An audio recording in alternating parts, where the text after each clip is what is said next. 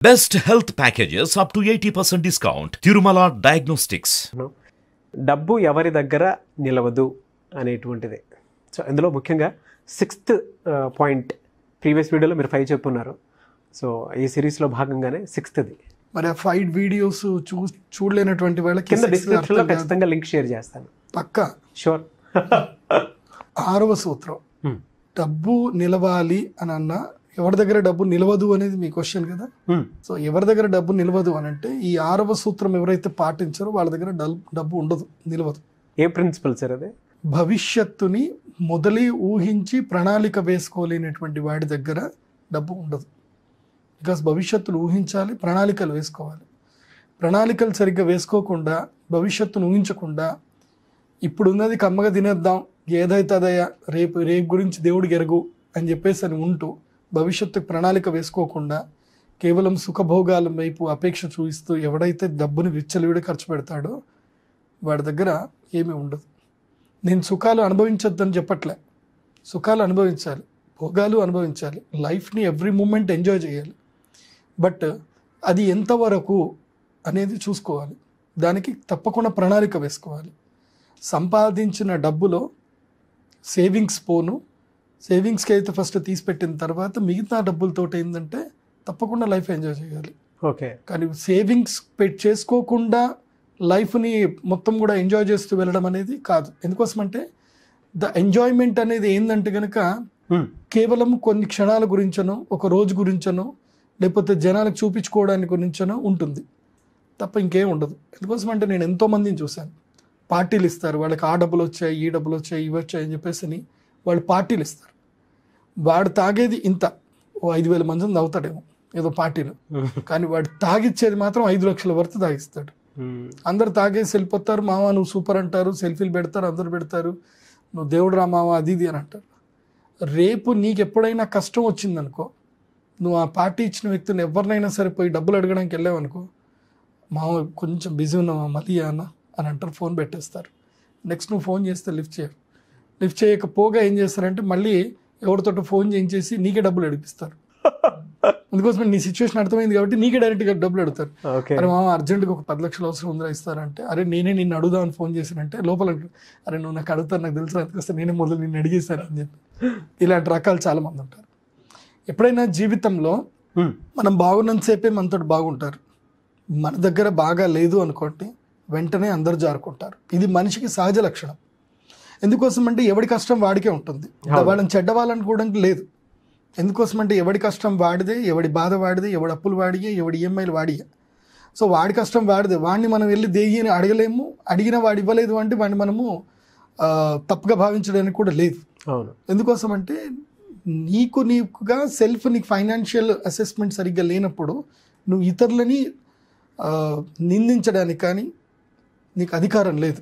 ఎందుకోసం అంటే అరే నేను నా దగ్గర వచ్చి పార్టీ చేసేటప్పుడు తాగావు, డబ్బులు అడుగు తీయవా అని అడిగితే నువ్వు అక్కడ ఏమైనా అగ్రిమెంట్ చేసుకున్నావా? పార్టీ చేసేటప్పుడు అరే నాకు డబ్బులు అవసరం ఉన్నప్పుడు నువ్వు తిరిగి ఇవ్వాలని చెప్పేసి అని అట్లా నువ్వు అగ్రిమెంట్ చేస్తా అని చెప్పు, అట్లా అగ్రిమెంట్ సిగ్నేచర్ చేయాలని చెప్పి ఎవడు పార్టీకి రాడు. ఇంకా ఇట్స్ అ ఫ్యాక్ట్ అండి, ఎవరు ఒప్పుకోకపోయినా రియాలిటీ ఇది. భవిష్యత్తు ప్రణాళిక తప్పకుండా ఉండాలి. అంటే నువ్వు కంపల్సరీ నువ్వు కూర్చున్నంతసేపు నీ యొక్క నెలలో కానీ వారంలో ఒక రోజు కానీ నీ ఫ్రెండ్స్ తోటి కానీ అసలు మార్కెట్ ఏం నడుస్తుంది, మార్కెట్ ఎక్కడ మూవ్ అవుతుంది, డబ్బులు ఎక్కడెక్కడికి వెళ్తున్నాయి, నీ దగ్గర ఎంత పెట్టుబడి పెట్టగలిగే కెపాసిటీ ఉంటుంది, నీ సేవింగ్స్ ఎంత ఉన్నాయి, ఆ సేవింగ్స్కి రెట్టింపు లాభం ఎక్కడ ఉంటుంది అనేటివి ఇవన్నీ కూడా నువ్వు భవిష్యత్తు గురించి ఆలోచిస్తూ ఉండాలి. ఎక్కడ మార్కెట్ గ్రో అవుతుంది, అట్లీస్ట్ ఆ డే వరకైనా సరే ప్రణాళిక ఖచ్చితంగా కలిగి ఉండాలి. తప్పకుండా ప్రణాళిక లేకుండా 80% ఉండకూడదు. నేను చాలామంది ఇళ్లలో చూశాను, వాళ్ళ ఇండ్లలో ఒక లెక్కపత్రం పుస్తకం పెట్టుకుంటారు, ఇవాళ ఏమేమి ఖర్చు పెట్టారు, అది చిన్న బిస్కెట్ అయినా సరే, ₹1 అయినా సరే, ఏదైనా సరే వాళ్ళ ఖర్చు మొత్తం రాస్తారు. అలా చెప్తుంటే మా నాన్న గుర్తొస్తున్నారు. అలా ఖర్చు రాసే వాళ్ళకి భవిష్యత్తు అంటే భయం ఉంటుంది. అవును. సో భవిష్యత్తు పట్ల నువ్వు భయపడాలి తప్పకుండా. ఎందుకోసం అంటే భవిష్యత్తు పట్ల నువ్వు ప్రణాళిక వేయకపోతే, భయపడకపోతే నువ్వు నీ పిల్లలకు చేసిన పెద్ద ద్రోహం అయిపోతుంది.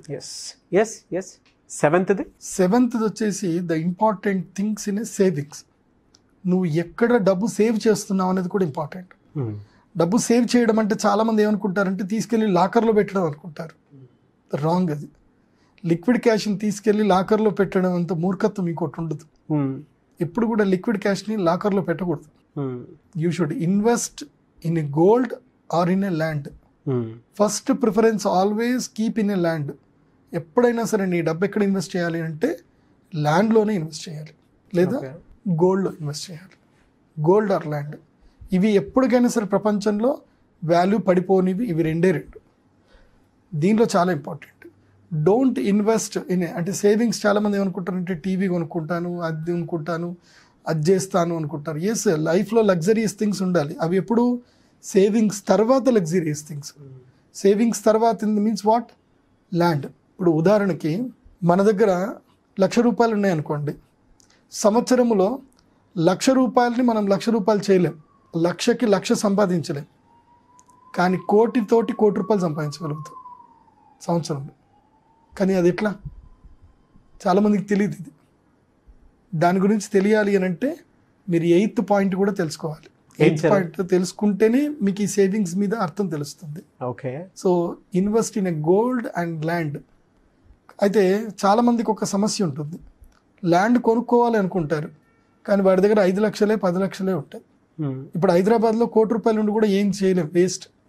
హైదరాబాద్లో 1,00,000 రూపాయలు ఉంటే మణికొండలో 100 గజాల ల్యాండ్ దొరుకుతుంది అంతే. మణికొండ లాంటి ప్లేస్లో, సనత్ నగర్ కానీ ఎక్కడైనా పోయినా కానీ, హైదరాబాద్ ఇన్నర్ ఇది అవుటర్ రింగ్ రోడ్డుకి లోపల ఎక్కడ పోయినా సరే ఆల్మోస్ట్ 1,00,000 రూపాయల గజం. ఇప్పుడు 1,00,000 రూపాయలు ఉన్నా 200 గజాలు రాదు. 200 గజాలు లేకపోతే మంచి ఇల్లు కట్టుకోలేము. ఎక్కడన్నా వస్తుందా అంటే రాదు. మరి ఎక్కడ ఇన్వెస్ట్ చేయాలి మరి ల్యాండ్? ఇది కూడా చాలా ఇంపార్టెంట్. ఎక్కడ సార్? సో అది కావాలంటే 8th పాయింట్ తెలుసుకోవాలి. ఒక్కసారి 8th పాయింట్ రివీల్ చేయండి. The important thing 8th point ఏంటంటే ఐకమత్యం. Joining in a group. సామూహిక శక్తి చాలా గొప్పది. అవును. నువ్వు ఒంటి చేతితోటి ఏం చేయలేవు, ఒంటి వేలతోటి ఏం చేయలేవు. అదే పిడికిలు బిగిస్తే బలం అవుతుంది. అందుకే ఇది నేను నా లైఫ్లో ఎక్స్పీరియన్స్ అయింది చెప్తున్నాను. మా నాన్నగారి ఫ్రెండ్స్ కొంతమంది ఉన్నారనమాట.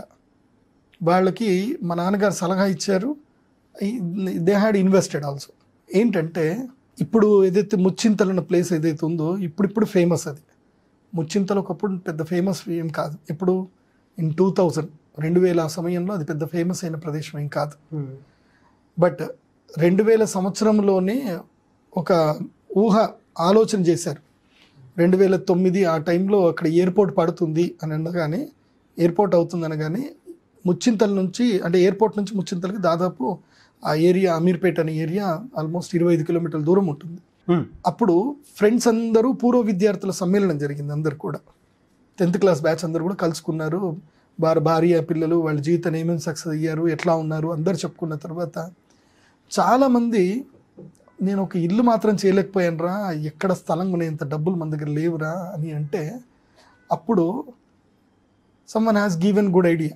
ఏంటంటే మనము ఇప్పుడున్నటువంటి ఫైనాన్షియల్ స్టేటస్లో, మనకున్న స్టేటస్లో మనం ప్రైమ్ లొకేషన్లో మనము ఇల్లు కొనకపోవచ్చు, స్థలం కొనకపోవచ్చు. బట్ మనము మనిషికి 1 ఎకరం కూడా కొనగలుగుతాం. అంటే ఇప్పుడు అప్పట్లో 10 లక్షలు పెడితే స్థలం వచ్చేది కాదు. సో 10 లక్షలు పెడితే మనకు 1 ఎకరమే వస్తుందిరా. ఎంతమంది 10 లక్షలు పెట్టగలుగుతారు అని అంటే, నేను పెట్టగలుగుతాను అని అందరు చేతులు ఎత్తారు. అందరి దగ్గర 10 లక్షలు జాయిన్ చేసుకొని 200 మంది కలిశారు. 200 మంది కలిసి మనిషికి 10 లక్షల చొప్పున, ఎకరం చొప్పున 200 ఎకరాలు కొన్నారు ముచ్చింతల దగ్గర. అందరు కూడా గ్రూప్గా జాయిన్ అయ్యారు. ఒక ఏదో సొసైటీ కిందకి ఫామ్ చేసుకున్నారు. అందరూ అగ్రిమెంట్ చేసుకున్నారు. అందరూ అకౌంట్లో డబ్బులు వేశారు. మనిషికి 1 ఎకరం కొన్నారు. ఇప్పుడు అక్కడ 1 ఎకరం వాల్యూ 3 కోట్లు. 10 లక్షలు ఎక్కడ, 3 కోట్లు ఎక్కడ? అవును. అది ఎన్ని సంవత్సరాల్లో? 20 ఇయర్స్ స్పాన్లో, 20 సంవత్సరాల్లో 10 లక్షలు 3 కోట్లు అయింది. అంటే ఎన్ని రెట్లు పెరిగినట్టు? 30 టైమ్స్ పెరిగింది కదా. ఇది ఎక్కడ చేస్తూ వస్తుంది? ఎఫ్డీలు చేస్తూ వస్తాయా? రావు. The only invest in a land. కానీ అప్పుడే ఓన్లీ 10 లక్షలు ఉంది అని చెప్పి వాళ్ళు నేను అక్కడెక్కడో కొనుక్కుంటాను, ఇక్కడెక్కడో కొనుక్కుంటానని పొయ్యి ఉంటే కనుక దే నెవర్ సక్సెస్డ్. దాంట్లో ఫ్రెండ్స్లో చాలా మంది దగ్గర 1,00,000 రూపాయలు ఉన్న వాళ్ళు కూడా ఉన్నారు. అప్పుడు ఏం చేశారంటే లక్ష కలిపి ఆ 10 మంది కలిపి 1 ఎకరం కొనిచ్చారు. 10 మంది కలిసి 1 ఎకరం కొనుక్కొని దాంట్లో 400 స్క్వేర్ యార్డ్స్ డివైడ్ చేసుకున్నారు వాళ్ళంతా. Yes, friends are most important by having the group and with the maintaining the trust.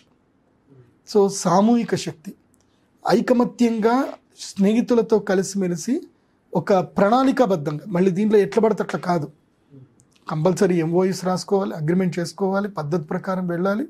అలా ఐకమత్యంగా గనక మీరు వెళ్ళగలిగితే ఒక విలేజ్, నేను క్లియర్గా చెప్తున్నా, ఒక విలేజ్ కూడా, ఒక విలేజ్లో ఐకమత్యం వచ్చిందనుకో, వాళ్ళు ఒక 10 లక్షలతోటి సంవత్సరంలోని వాళ్ళు 10 లక్షలు సంపాదించగలుగుతారు, లక్షకి 2 లక్షలు సంపాదించగలుగుతారు అనుకుంటే, ఐకమత్యంగా ఉంటే మాత్రం సంపాదించగలుగుతారు. So the savings through the group, ఒక గ్రూప్గా తయారై కనుక నువ్వు సేవింగ్స్ చేయగలిగితే నువ్వు కోట్లు సంపాదించగలుగుతావు. ఎందుకోసం అంటే నువ్వు ఒక్కడు చేయలేంది 100 మందితో కలిసి చేయగలుగుతావు. అది నైన్త్, రెసిడెన్షియల్ ప్రాపర్టీస్ని ఎక్కువగా పెంచుకోకూడదు. Okay, you should maintain only 1 residential property and you should be the ఉమ్మడి కుటుంబం చాలా మంచిది. ఎవడైతే ఉమ్మడి కుటుంబంలో ఉంటాడో వాడి దగ్గర భయంకరమైన డబ్బులు ఉంటాయి.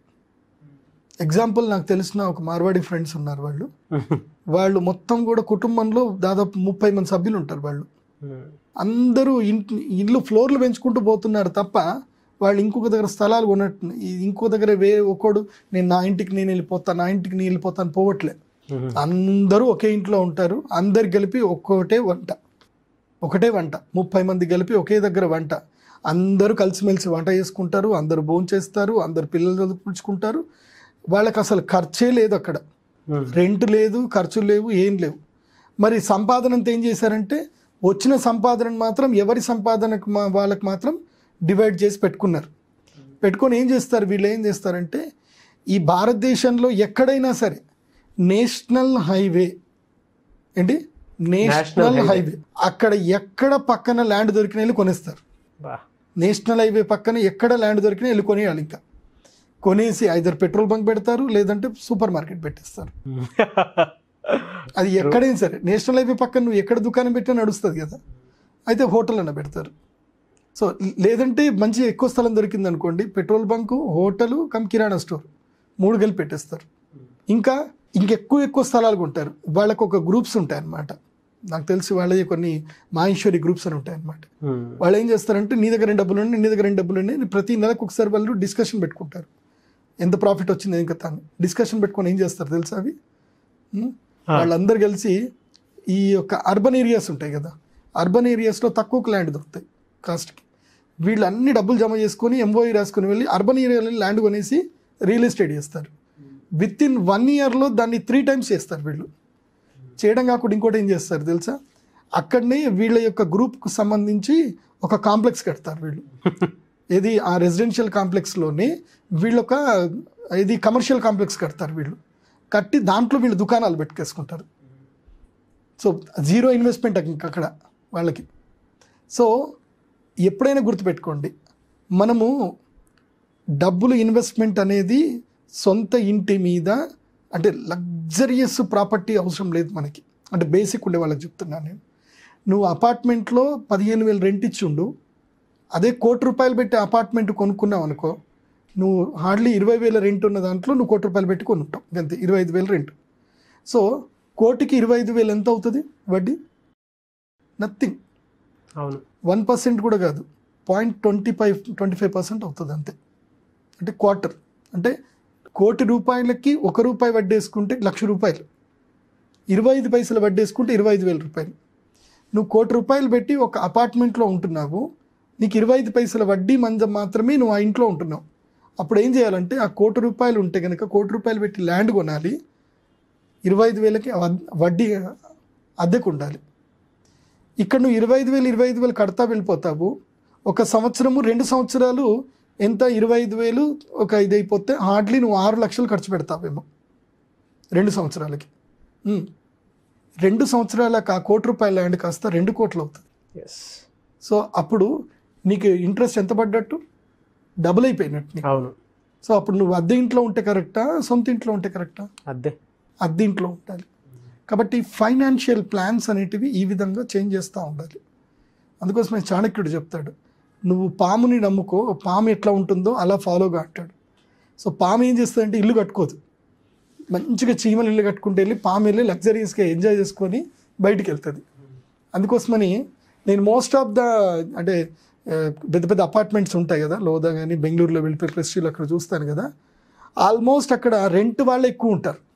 వాళ్ళంతా జైన్స్ ఉంటారు, వాళ్ళు సొంత ఇల్లు కొనుక్కోరు పెద్దగా, వాళ్ళు రెంట్కే ఉంటారు. ఎందుకోసమంటే they maintain liquid cash in the always in a business. ఫ్లోటింగ్లో పెడతారు లిక్విడ్ క్యాష్.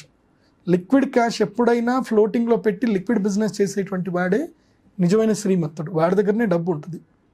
ఇల్లు, లగ్జరీస్ థింగ్స్ అందరికీ చూపించుకోవడానికి, డాంబికాలకు పోవడానికి నువ్వు ఏం చేస్తే ఏమొస్తుంది? ఏం రాదు. 3.5 కోట్లు పెట్టి విల్లా కొనుక్కొని అక్కడనే ఉండిపోతే విల్లా కాస్ట్ కార్డ్లీ 4 కోట్లకు అవుతుందేమో, 5 కోట్లు అవుతుందేమో. కానీ అదే 3.5 కోట్లు నువ్వు ల్యాండ్, ఓపెన్ ల్యాండ్ మీద ఇన్వెస్ట్ చెయ్యు, అది 8 కోట్లు అవుతుంది, 10 కోట్లు అవుతుంది. So this is the main theory of the money. అందుకోసం money Mantra, Joshi Mantra is the money Mantra. So ఇది నువ్వు తెలుసుకోవాలంటే చాణక్య సూత్రాలు మీరు రెగ్యులర్గా ఫాలో అవ్వాలి. చాణక్య సిరీస్ అందరికీ చెప్తాను. It's a life coach. అన్ని లైఫ్కి సంబంధించిన లెసన్స్ ఇవన్నీ కూడా మీకు ఎవరివి కూర్చోబెట్టి చెప్పారు స్వామి, ఎవరివి చెప్పరు. నా అనుభవాలు మీకు చెప్తున్నాను నేను. నెక్స్ట్ 10th కొంచెం టైం తీసుకుందాం, చెప్తా. ఫస్ట్ సిరీస్ ఉంది, సెకండ్ సిరీస్ ఉంది, ఇవి 2 చూడాలి. దెన్ 10th పాయింట్ కూడా చెప్తాను. 10th ఈజ్ చాలా వాల్యుబుల్. ఓకే. ఎందుకోసం అంటే 10 అంటే దశ. దశ అంటే దశమి, విజయానికి సోపానం. అది నేర్చుకుంటేనే నువ్వు విజయం మెట్లు ఎక్కగలుగుతావు. ఓకే. సో నెక్స్ట్ ఎపిసోడ్లో చెప్తారు. విత్ 1000 likes ఉంటేనే చెప్తా. షూర్. థ్యాంక్ యూ అండి, థ్యాంక్ యూ సో మచ్.